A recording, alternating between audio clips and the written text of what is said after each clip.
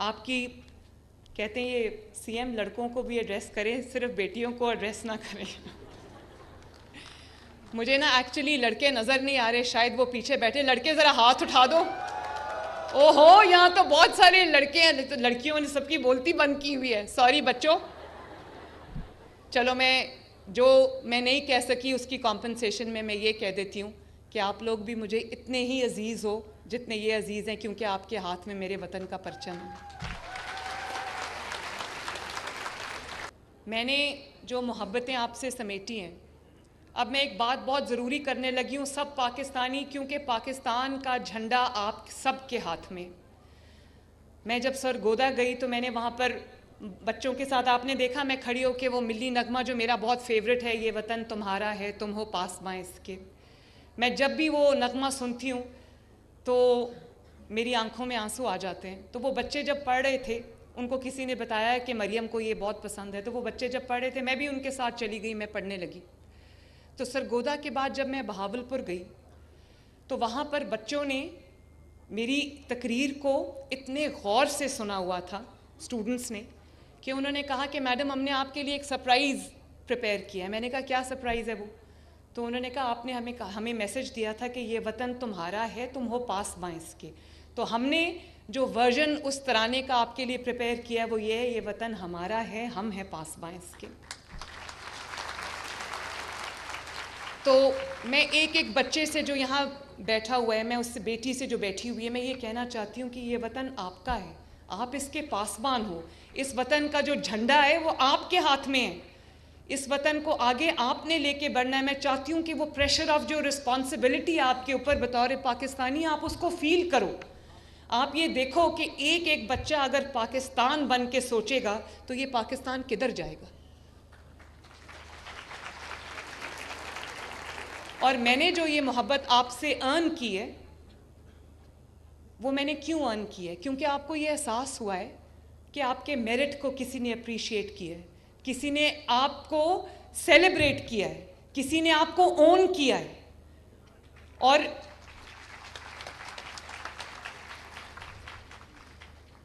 और अगर यही, अब ध्यान से बात सुनना, और मैं कोई सियासी बात नहीं करने लगी, मैं यहाँ पर सियासत लाना ही नहीं चाहती, हालांकि सियासत बहुत अच्छी चीज़ है, खिदमत का नाम है, लेकिन ये क्योंकि आप टॉर्च बेयरर्स हो इस मुल्क के, ये बातें आपसे करना इंतहाई ज़रूरी है।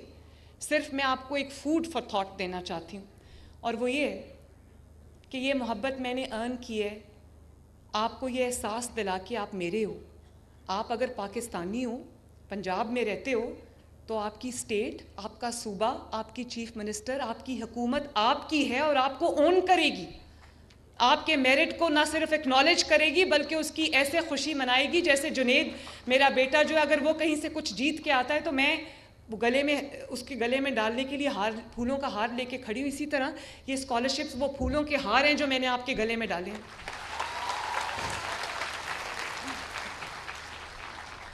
लेकिन बच्चों, मुझे इस बात का इत्मीनान है कि ये जो मैंने आपकी मोहब्बत जीती है, आपकी कहते हैं ये सीएम लड़कों को भी एड्रेस करें, सिर्फ बेटियों को एड्रेस ना करें। मुझे ना एक्चुअली लड़के नज़र नहीं आ रहे, शायद वो पीछे बैठे। लड़के ज़रा हाथ उठा दो। ओहो, यहाँ तो बहुत सारे लड़के हैं, तो लड़कियों ने सबकी बोलती बंद की हुई है। सॉरी बच्चों। चलो, मैं नहीं कह सकी उसकी कॉम्पनसेशन में मैं ये कह देती हूँ कि आप लोग भी मुझे इतने ही अजीज़ हो जितने ये अजीज़ हैं, क्योंकि आपके हाथ में मेरे वतन का परचम है।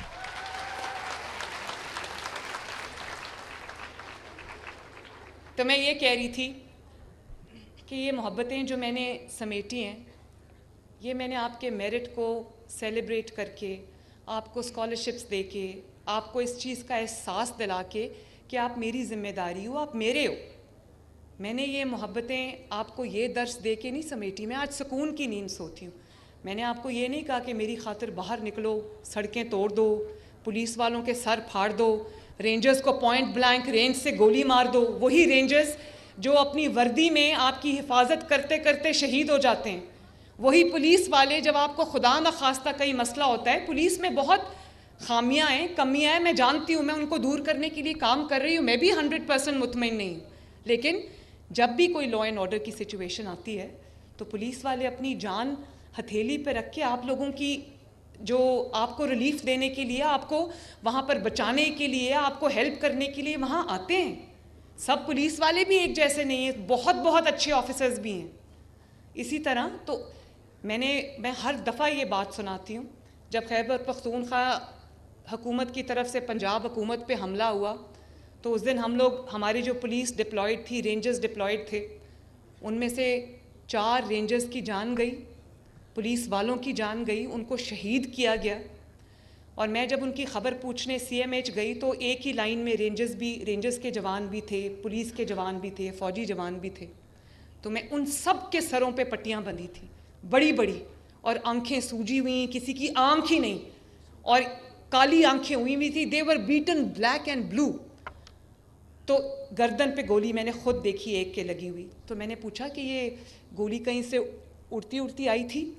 तो उसने कहा नहीं, मेरे सामने खड़े होके पॉइंट ब्लैंक रेंज से मुझे गोली मारी। अल्लाह ताला ने उसको बचा लिया। और वो कोई बहुत बेचारे, कोई आसूदा हाल, कोई अमीर लोग नहीं थे, गरीब माँ बाप के बच्चे थे जो आपकी हिफाजत के लिए वहाँ ड्यूटी कर रहे थे।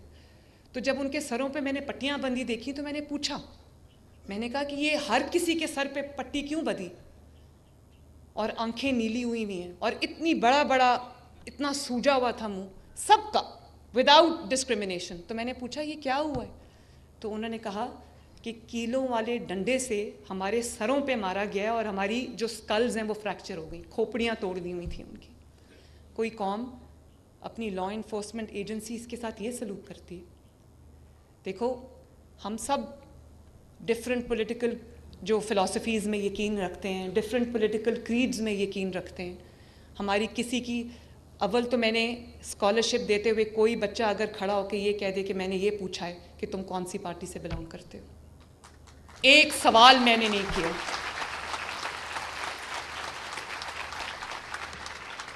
आपका फैसला क्या होगा वो मैं आप पे छोड़ती हूँ।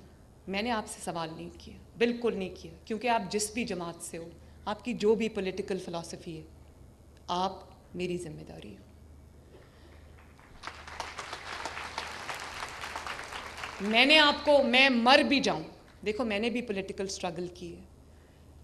मेरी, जब वो बच्ची अपनी माँ के कैंसर का जिक्र कर रही थी, मेरे पे भी वो वक्त आया। और आपको पता है कि मेरी माँ को कैंसर हुआ, अल्लाह ताला उनके दर्जात बुलंद करे, और जिनकी माएँ इस दुनिया में नहीं हैं, अल्लाह ताला उनके भी दर्जात बुलंद करे, और जिनकी माएँ हैं, अल्लाह ताला उनकी माँओं को सलामत रखे उनके सर पे।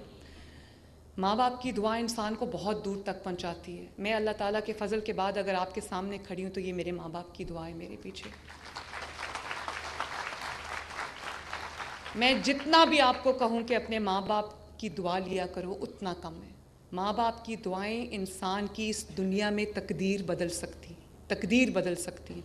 गुस्सा आए, माँ बाप को कभी उफ तक नहीं कहना, कभी नहीं कहना। ये मैं तरक्की का आसान रास्ता बता रही हूँ। मैंने वो इंसान कभी अपनी ज़िंदगी में नहीं देखा जिसने अपने माँ बाप की इज़्ज़त की हो, तकरीम की हो, उनको मोहब्बत दी हो, उनकी खिदमत की हो और वो कभी कामयाब ना हुआ। मैंने वो इंसान नहीं देखा।